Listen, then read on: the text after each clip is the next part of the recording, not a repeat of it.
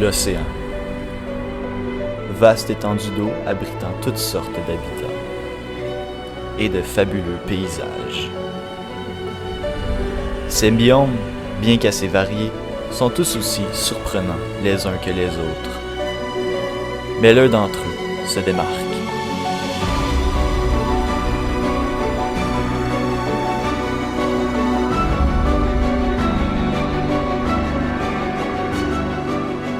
Les récifs coralliens.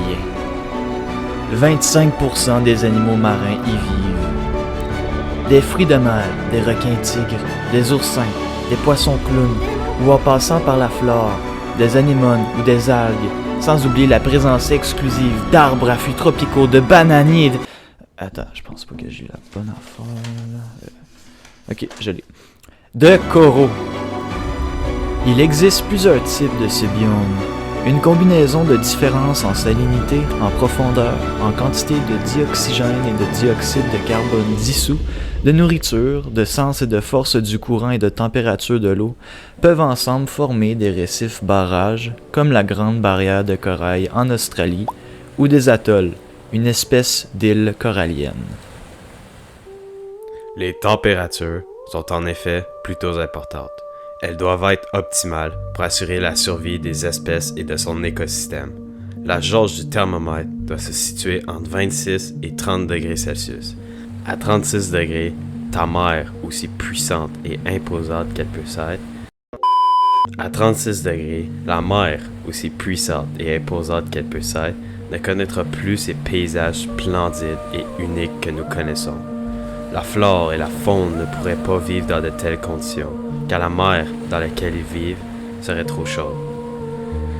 Oui, la température est un élément naturel qui affecte les récifs de façon plutôt importante.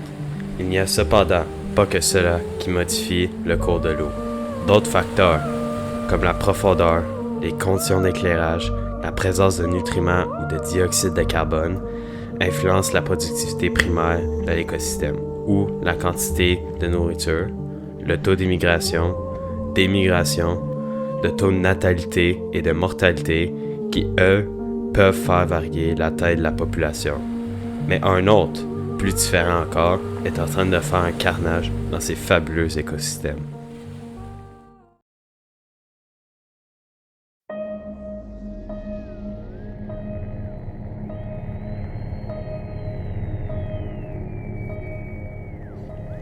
L'homme, ou plutôt ce que l'homme rejette. Près de 20 millions de tonnes de déchets sont relâchés dans l'océan chaque année. On le voit moins, mais l'hydrosphère est touchée par les conséquences des actions humaines, tout comme la lithosphère, l'atmosphère et la biosphère. Les conséquences sont désastreuses. Pollution des eaux, des sols et de la chaîne alimentaire qui est bousculée par les particules de plastique. Une grande partie de ces déchets se retrouve dans nos récifs. Ils emportent avec eux des microbes et des maladies dangereux pour la prolifération des matières inorganiques, comme les rochers sous-marins et des coraux, et nuisent aussi à la flore et à la faune des récifs, déjà affectés par le réchauffement climatique. Et la situation ne fait que se détériorer. Les matières organiques, soit principalement les matières fécales des poissons et des mammifères marins, se fait décomposer par des bactéries, des décomposeurs. Et certains déchets humains se retrouvent dans l'alimentation des habitats des récifs et ne peuvent pas être décomposés, car les bactéries ne peuvent pas faire de recyclage chimique avec ces substances. Recyclage chimique étant la biodégradation. C'est alors dans les sols marins et les eaux aquatiques que vont sédimenter ces polluants. D'autres vont être avalés par des animaux marins qui vont vivre avec et se faire pêcher. Ce qui fait que certains plastiques se retrouvent même dans nos assiettes. Nous continuons, malgré tout, à jeter ces poubelles lourdes en pensant que nous n'allons jamais les revoir. Les principales victimes de nos agissements sont les populations marines. Les poissons, les bactéries, les organismes marins et tous les habitants des récifs coralliens. La population la plus connue, également la plus crainte, c'est la population de requins des récifs. Oui, les requins, ces prédateurs fantastiques, merveilles de l'évolution, ont établi leur territoire sur un des plus beaux biomes de la planète. Les requins pointe-noire et les requins gris des récifs sont les maîtres des récifs, des prédateurs au sommet de la chaîne alimentaire. Un individu particulièrement fascinant de cette population est aussi l'un des plus inoffensifs malgré sa taille imposante. Le requin-baleine, pouvant atteindre jusqu'à 20 mètres et peser 34 tonnes, est un géant des récifs. Il se nourrit de plancton et de micro-organismes qu'il filtre dans l'eau de mer grâce à ses branchies. Il peut théoriquement vivre jusqu'à 150 ans et est le plus grand poisson du monde. Le plancton dont se nourrit le requin-baleine ne provient pas de nulle part, et est en plus le pilier de la chaîne alimentaire des récifs. Cela se passe au cours du cycle du phosphore. La première étape de ce cycle est l'érosion. Le vent et la pluie érodent la roche, ce qui libère du phosphore contenu à l'intérieur. Le phosphore se répand dans l'écosystème marin et est absorbé par les plantes, eux-mêmes ingérés par des animaux. Ce phosphore se retrouve dans les matières fécales et se dépose sur le fond marin. Cette accumulation favorise la prolifération du plancton, qui décompose les nombreux nutriments. Avec le temps, les restes se transforment en sédiments qui, au fil des siècles, se retransforment en roches et le cycle recommence. Un autre cycle qui s'effectue dans les récifs est le cycle de l'azote. Et la première étape, c'est la fixation. Les bactéries captent l'azote et la transforment en azote utilisable par les autres animaux ou la transforment en ammoniac.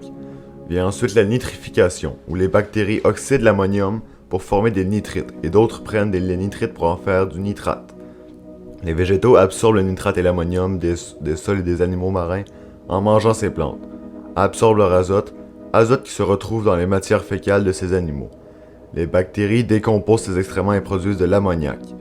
Les bactéries dénitrifiantes transforment le nitrate en diazote qui est relâché dans l'atmosphère pour recommencer le cycle. Un dernier cycle important qui s'effectue dans l'écosystème des récifs, c'est le cycle du carbone. Les végétaux emmagasinent du carbone dissous dans l'atmosphère et dans l'eau, et les animaux vont consommer ces végétaux, et donc absorber leur carbone. Carbone qu'ils rejetteront dans leur respiration sous la forme de CO2. La portion du carbone qui n'est pas évacuée par la respiration sera répandue sur le fond marin par les excréments et les cadavres des animaux. Carbone qui est décomposé par des micro-organismes et relâché sous la forme de CO2 dans l'atmosphère. Les récifs coralliens sont fondés sur la cohabitation des espèces, qui vivent en harmonie dans cette oasis sous-marine. Une des alliances, probablement la plus connue de tous, est la relation entre le poisson-clown et l'anémone de mer. L'anémone de mer est un organisme marin qui ressemble, à s'y méprendre, à une plante. Mais sous ses aspects majestueux et esthétiques se cache un prédateur mortel pour tous les animaux qui s'en approchent de trop près. Tous, sauf le poisson-clown. En effet, ces poissons colorés se sont dotés au cours de l'évolution de mucus qui recouvrent leur corps et les protègent des tentacules de l'anémone. En échange de la protection que lui offre l'anémone, le poisson-clown lui fournit des nutriments par le biais de ses déjections et contribue au nettoyage de son hôte.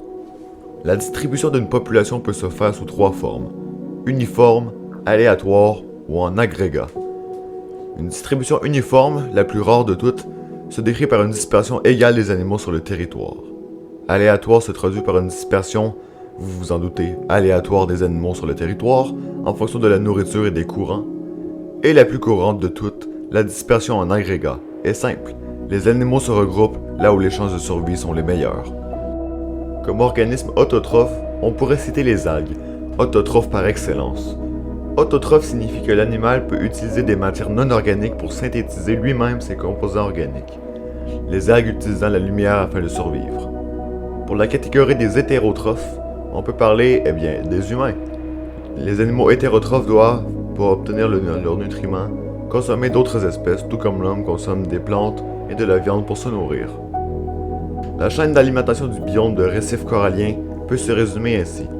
Ce plancton est ensuite consommé par d'autres animaux, comme les salpes, petits animaux qui filtrent l'eau pour en extraire le plancton. Ces salpes seront à leur tour consommées par de plus gros animaux, comme les poissons mola-mola, qui seront à leur tour dévorés par des poulpes, eux-mêmes la proie de prédateurs comme le thon rouge. Des requins pourront chasser ces thons rouges, et à leur mort, leur corps se déposera au fond de l'eau pour être dissous par des bactéries qui nourriront le plancton, et ainsi de suite.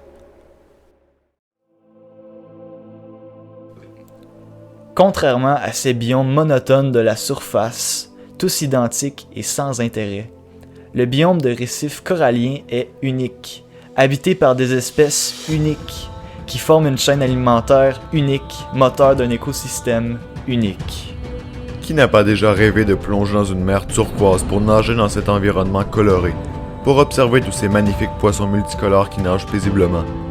Malheureusement, vous vous en doutez, Tout cela est gravement menacé par la civilisation humaine et ses agissements. Les déchets et les produits chimiques déversés dans l'océan, tout comme la surpêche, contribuent à la destruction massive du plus fantastique biome de la planète. 98%. C'est la statistique alarmante qui comptabilise la portion de la Grande Barrière de Corail qui a été affectée par l'humain. Laissez les récifs coralliens en paix. Détruisez plutôt les biomes de la surface. Eux, on s'en fout, c'est pas notre présentation. Sauver tous les biomes de la planète. Ils représentent un procédé évolutif pour l'instant jamais observé ailleurs dans l'univers. Laisserez-vous les agissements d'une seule espèce détruire tout ce que la nature a créé?